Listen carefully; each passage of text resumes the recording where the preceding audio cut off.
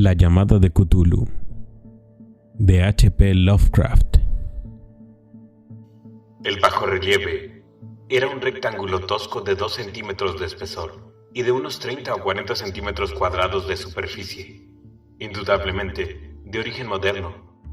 Los dibujos, sin embargo, no eran nada modernos, ni por su atmósfera ni por su sugestión, pues aunque las rarezas del cubismo y el futurismo sean numerosas y extravagantes, no suelen reproducir esa críptica regularidad de la escritura prehistórica. Y la mayor parte de los dibujos parecía ser ciertamente alguna especie de escritura. A pesar de mi familiaridad con los papeles y colecciones de mi tío, no logré identificarla, ni sospechar siquiera de alguna remota relación. Sobre estos supuestos jeroglíficos había una figura de carácter evidentemente representativo, aunque la ejecución impresionista impedía comprender su naturaleza. Parecía una especie de monstruo, o el símbolo de un monstruo, o una forma que solo una fantasía enfermiza hubiese podido concebir. Si digo que mi imaginación, algo extravagante, se representó a la vez un pulpo, un dragón y la caricatura de un ser humano, no traicionaré el espíritu del dibujo. Sobre un cuerpo escamoso y grotesco, provisto de alas rudimentarias, se alzaba una cabeza pulposa y coronada de tentáculos, pero era el contorno general, lo que la hacía más particularmente horrible. Detrás de la figura se esbozaba una arquitectura ciclópea. Las notas que acompañaban a este curioso objeto, además de unos recortes de periódicos, habían sido escritas por el profesor mismo y no tenían pretensiones literarias. El documento en apariencia más importante estaba encabezado por las palabras "El culto de Cthulhu", escritas cuidadosamente en caracteres de imprenta, para evitar todo error en la lectura de un nombre tan desconocido. El manuscrito se dividía en 2 secciones. La primera tenía el siguiente título: 1925, sueño y obra onírica de H.A. Wilcox, Thomas Street, 7, Providence, R.L. Y la segunda, informe del inspector John R. Legress. Y la segunda, informe del inspector John R. Legrassi, Bienville Street, 121, Nueva Orleans. A la Sociedad Americana de Arqueología, 1928. Notas del mismo y del profesor Webb. Las otras notas manuscritas eran todas muy breves, relatos de sueños curiosos de diferentes personas, o citas de libros y revistas teosóficos, principalmente La Atlántida y La Lemuria Perdida, de W. Scott Elliot, y el resto comentarios acerca de la supervivencia de las sociedades y cultos secretos, con referencia a paisajes de tratados mitológicos y antropológicos, como La Rama Dorada de Fraser y el culto de las brujas en Europa Occidental de la señorita Murray. Los recortes de periódicos aludían principalmente a casos de enajenación mental y a crisis de demencia colectiva en la primavera de 1925. La primera parte del manuscrito principal relataba una historia muy curiosa. Parece que el 1 de marzo de 1925, un joven delgado, moreno, de aspecto neurótico y presa de una gran excitación, había visitado al profesor Angel. Con el singular bajorrelieve de arcilla, entonces todavía fresco y húmedo. En su tarjeta se leía el nombre de Henry Anthony Wilcox, y mi tío había reconocido en él al hijo menor de una excelente familia, con la que estaba ligeramente relacionado. Wilcox, que desde hace un tiempo estudiaba dibujo en la Escuela de Bellas Artes de Rhode Island, y que vivía en el Hotel Fleur de Lis, muy cerca de esa institución. Era un joven precoz, de genio indudable, pero muy excéntrico. Desde su infancia había llamado la atención por las historias y sueños extraños que se complacía en relatar.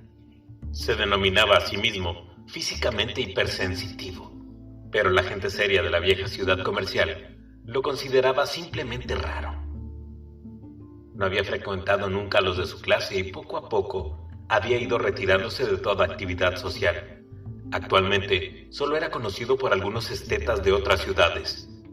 La Asociación Artística de Providence, deseosa de preservar su conservadurismo, lo había desahuciado. En aquella visita, decía el manuscrito, el escultor había pedido bruscamente la ayuda de los conocimientos arqueológicos de su huésped para identificar los jeroglíficos. El joven hablaba de un modo pomposo y descuidado que impedía simpatizar con él. Mi tío le respondió con sequedad, pues la evidente edad de la tablilla excluía toda posible relación con las ciencias arqueológicas. La réplica del joven Wilcox, que impresionó bastante a mi tío como para que le reprodujera palabra por palabra, tuvo ese énfasis poético que caracterizaba sin duda su conversación habitual. «Es nueva, es cierto», le dijo. «Pues la hice anoche mientras soñaba con extrañas ciudades. Y los sueños son más viejos que la cavilosa Tiro, la contemplativa Esfinge o Babilonia, guarnecida de jardines». Y comenzó a narrar una historia desordenada que de pronto despertó en mi tío un recuerdo. El anciano se mostró febrilmente interesado. La noche anterior había habido un leve temblor de tierra, el más violento de los que habían sacudido Nueva Inglaterra en esos años últimos, que había afectado terriblemente la imaginación de Wilcox. Ya en cama, y por primera vez en su vida, había visto en sueños unas ciudades ciclópeas, de enormes bloques de piedra y gigantescos y siniestros monolitos de un horror latente que exudaban un limo verdoso. Muros y pilares estaban cubiertos de jeroglíficos, y de las profundidades de la tierra, de algún punto indeterminado, venía una voz que no era una voz, sino más bien era una sensación confusa, que solo la fantasía podía traducir en sonidos, y que trató de expresar por medio de esta unión de letras casi impronunciables. Cthulhu, Uftag. Esta mezcla de letras fue la llave del recuerdo que excitó y perturbó al profesor Angel. Interrogó al escultor con una minuciosidad científica y estudió con intensidad casi frenética el bajorrelieve que el joven había estado esculpiendo en sueños. Vestido solo con su ropa de dormir y temblando de frío, mi tío achacó a su avanzada edad, dijo Wilcox más tarde, el no reconocer con rapidez los jeroglíficos y el dibujo. Muchas de sus preguntas le parecieron un poco fuera de lugar a su visitante, especialmente aquellas que trataban de relacionar a este último con sociedades y cultos extraños. Y Wilcox no pudo entender por qué mi tío le prometió repetidamente guardar silencio si admitía ser miembro de una de las tan numerosas sectas paganas o místicas. Cuando el profesor quedó al fin convencido de que Wilcox ignoraba de veras toda doctrina o cultos secretos, le suplicó que no dejara de informarle acerca de sus sueños.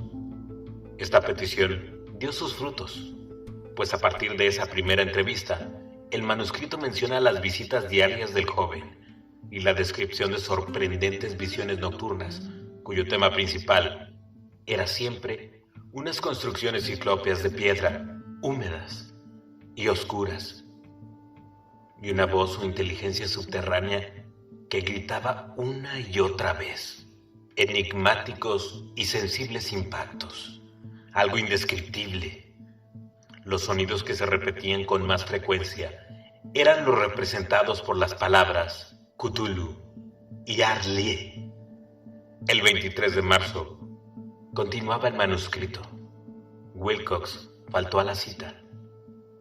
Una investigación realizada en el hotel reveló que había sido atacado por una fiebre de origen desconocido y que lo habían llevado a casa de sus padres en Waterman Street.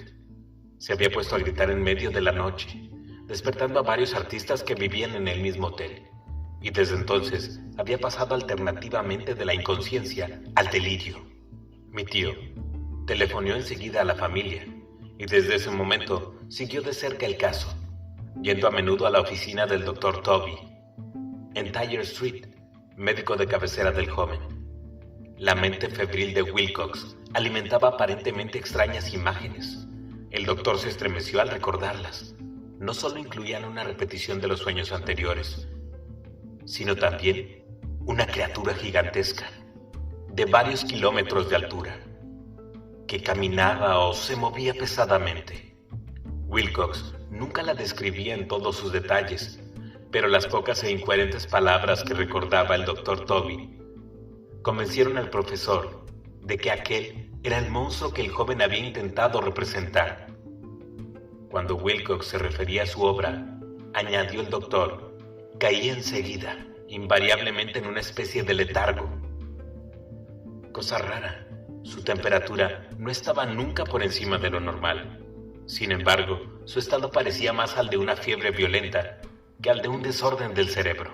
El 2 de abril, a las 3 de la tarde, la enfermedad cesó de pronto. Wilcox se sentó en la cama, asombrado de encontrarse en casa de sus padres, e ignorando totalmente lo que había ocurrido en sus sueños. En la realidad, desde el 22 de marzo, como el médico declarara que estaba curado, a los 3 días volvió a su hotel, pero ya no le fue de ninguna utilidad al profesor Angel. Junto con su enfermedad, se habían desvanecido todos aquellos sueños. Y luego de oír durante una semana los relatos inútiles e irrelevantes de unas muy comunes visiones, mi tío dejó de anotar los pensamientos nocturnos del artista.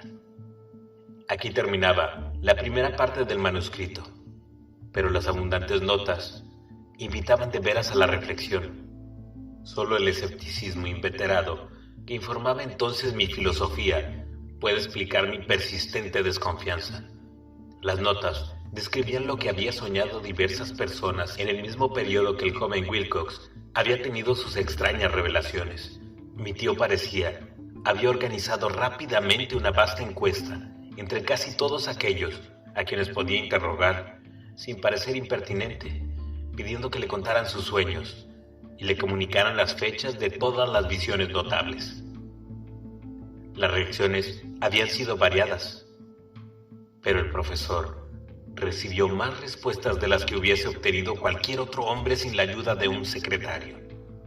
Aunque no conservó la correspondencia original, las notas formaban un completo y muy significativo resumen.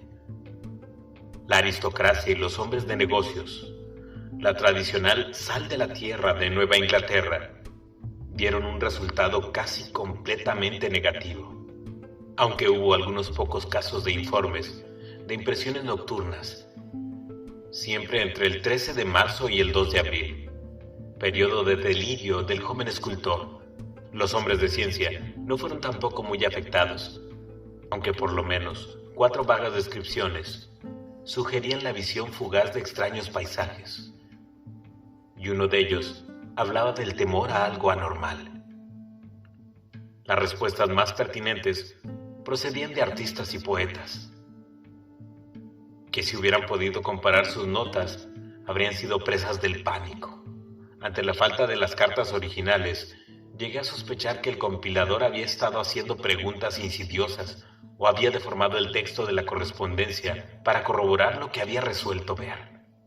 Por eso, persistí en la creencia de que Wilcox, conociendo de algún modo los viejos documentos reunidos por mi tío, había estado engañándolo. Estas respuestas de los artistas narraban una perturbadora historia. Entre el 28 de febrero y el 2 de abril, gran parte de ellos había tenido sueños muy curiosos que habían alcanzado su máxima intensidad en el tiempo del delirio del escultor. Una cuarta parte hablaba de escenas y sonidos semejantes a los descritos por Wilcox, y algunos confesaban su terror ante una criatura gigantesca y sin nombre. Un caso que las notas describían con énfasis era particularmente triste. El sujeto, un arquitecto muy conocido, algo inclinado al ocultismo, se volvió completamente loco la noche que llevaron al joven Wilcox a casa de sus padres, y murió meses después, gritando que lo salvaran de algún escapado habitante del infierno. Si mi tío hubiese conservado los nombres de estos casos en vez de reducirlos a números, yo habría podido hacer alguna investigación personal, pero tal como estaban las cosas, solo pude encontrar a unos pocos. Todos, sin embargo, confirmaban las notas. Me pregunté a menudo si aquellos quienes había interrogado el profesor Angel se habían sentido tan intrigados como este grupo. Nunca les di explicaciones y es mejor así. Los recortes de prensa, como ya he dicho, trataban de casos de pánico, manía y excentricidad, siempre en el mismo periodo. El profesor Angel debió haber empleado una agencia de recortes, pues el número de estos extractos era prodigioso y además procedían de todos los rincones del mundo. Uno describía un suicidio nocturno en Londres. Un hombre había saltado por una ventana luego de lanzar un grito horrible. Había otro que consistía en una inconexa carta dirigida al director de un periódico sudamericano, en la que un fanático deducía un catastrófico futuro a partir de ciertas visiones que había tenido. Un comunicado procedente de California describía una colonia de teósofos vistiéndose de togas blancas, como preparativo de algún glorioso cumplimiento que jamás tuvo lugar, mientras que las noticias llegadas desde la India hablaban con cautela acerca de serios disturbios causados por nativos hacia finales de marzo. Los ritos orgiásticos del vudú se multiplican en Haití, y de los puestos avanzados africanos llega información acerca de rumores y malos augurios. Las autoridades americanas en Filipinas se encontraron con la agitación de varias tribus por esas fechas, y en Nueva York la policía era acosada por multitudes de tez aceitunada la noche del 22 al 23 de marzo. En la zona occidental de Irlanda también abundan los descabellados rumores y leyendas, y el pintor de temas fantásticos, Ardois Monod, colgaba su blasfemo paisaje onírico en el Salón de Primavera de París de 1926. Fueron tan numerosas las alteraciones que tuvieron lugar en los manicomios que solamente un milagro hubiera sido capaz de evitar que la cofradía médica advirtiese los extraños paralelismos y sacase desconcertantes conclusiones de aquello. Un extraño montón de recortes que aún hoy no puedo concebir con qué insensible racionalismo fui capaz de desechar, pero por aquel entonces ya estaba convencido de que el joven Wilcox conocía aquellas viejas cuestiones mencionadas por el profesor. La llamada de Cthulhu, de H.P. Lovecraft. Si deseas que alguno de tus libros favoritos forme parte de A la Voz de los Libros, háznoslo saber en comentarios. A la Voz de los Libros, disponible en YouTube y Spotify. Yo soy Alex Ruelas. Hasta la próxima.